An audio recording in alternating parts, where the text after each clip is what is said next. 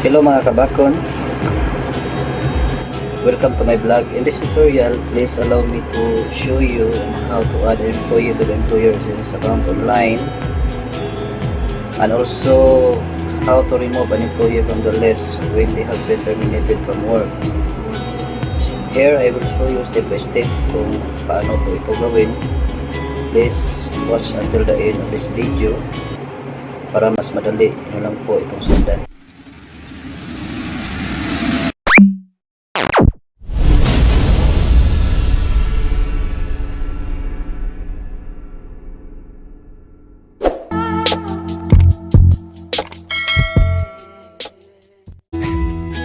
Okay, let's start mga kabakons on how to remove terminated employee.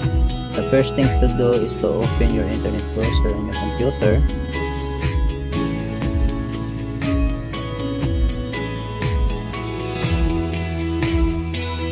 Address bar, just simply type www.sss.gov.ph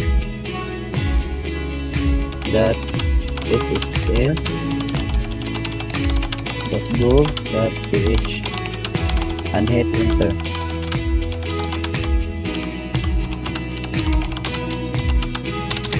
Then ito po ang lalabas sa screen nyo mga kabakons. Click the employer button in the right side, then log in.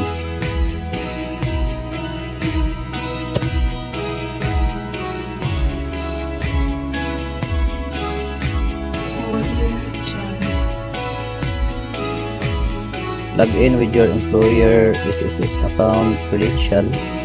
Once you already log in, the screen will appear look like this.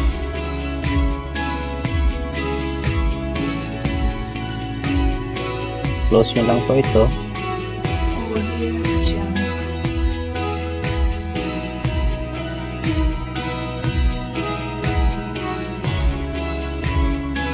Scroll down and click on the tab Payments Reference Number or PRN.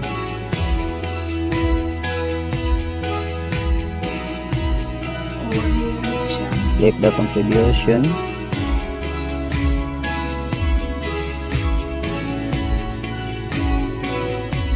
Click the View Past and Paid PRNs on the left hand side menu. Okay.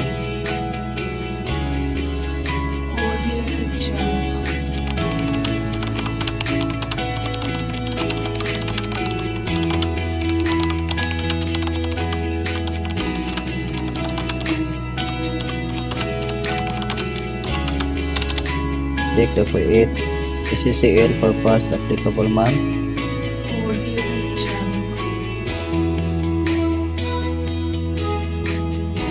Nilagay ko lang po yung month at saka year kung kailan po siya nag-resign. Ito.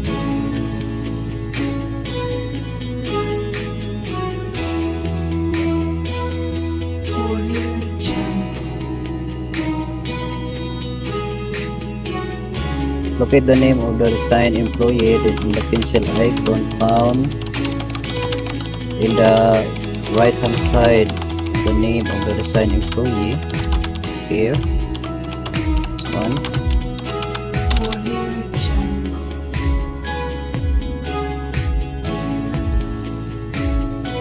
Then using the drop down menu, choose terminated.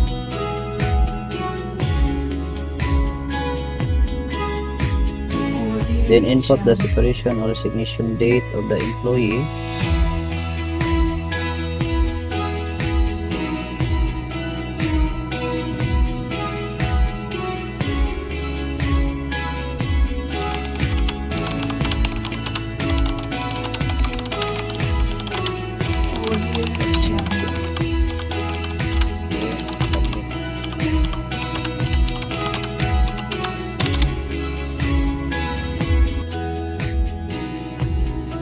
Edit the employee monthly compensation here to 0.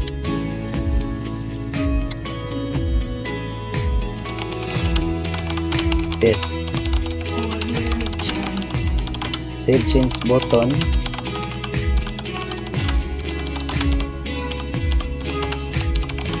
create partialless button. Secure top page with two boxes labeled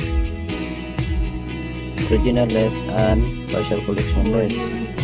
Within the name of the design employee here on the original list, while you transferring all active employees on the partial collection list.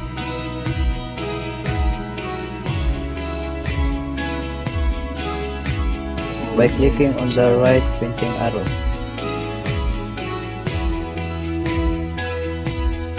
This one.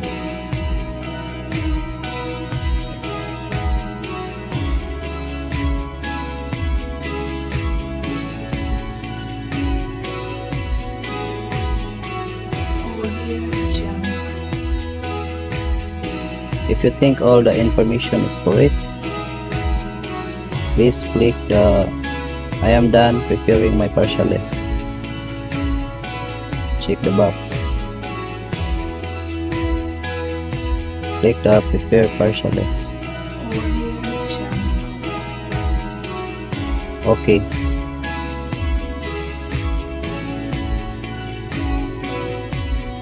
Congratulations, you are successfully removed of the assigned employee. Now, let's proceed on how to add employee.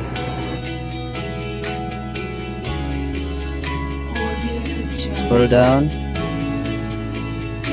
Click the payment reference number. Click the contribution.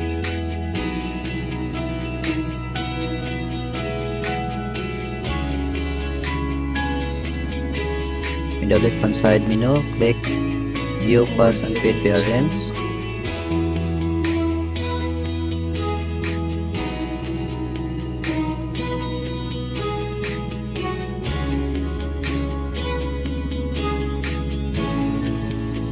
Close this panel.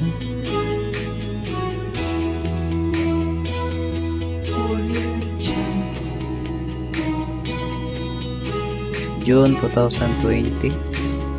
We have to add one employee here. Click the cancel button found on the right hand side, the preferred electronic list.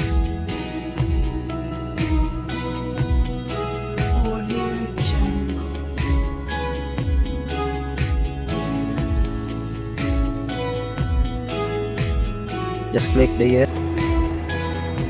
Lagyan lang po natin ng rason kung bakit natin ito gusto i-cancel. In my case, lagyan ko lang po dito ng 8 to update, then submit.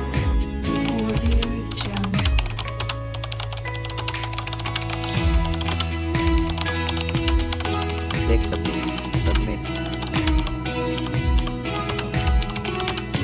Balik po tayo dito.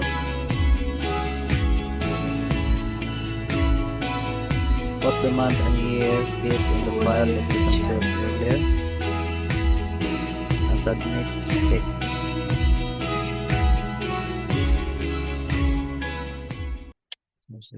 The person.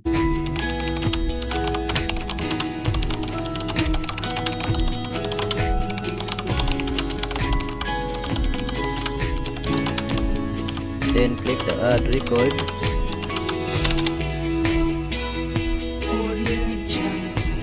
Put the employee SSS number here. Also the name, like this.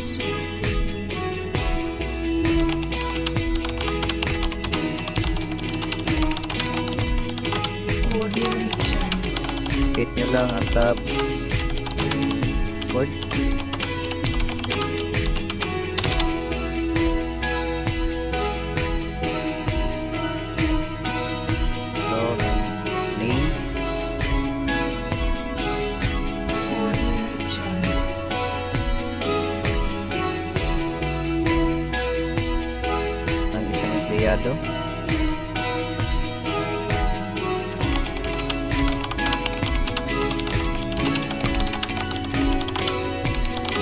And input here the date when the employee is hired in your company.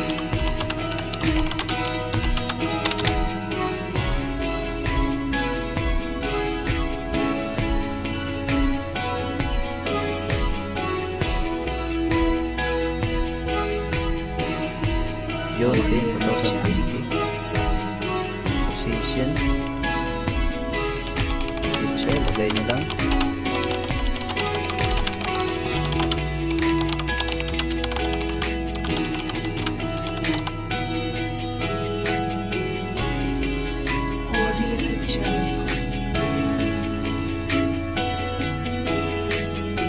you think that all information is correct, just click the save report button here.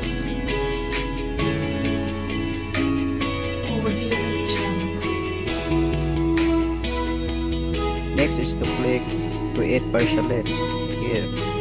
This will redirect you to a page with two boxes labeled original list and partial collection list.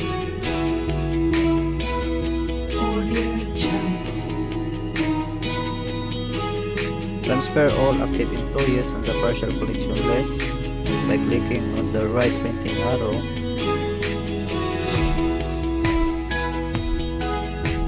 So just click I am done preparing my partial list. Check the box.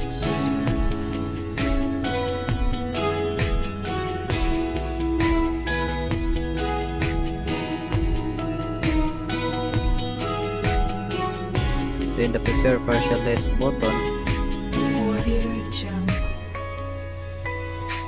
click OK.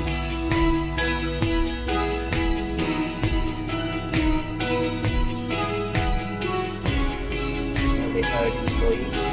Kung nagustuhan niyo ang aking video, please subscribe para ma-notify kayo sa ibang mga video. Like na rin. Maraming salamat po.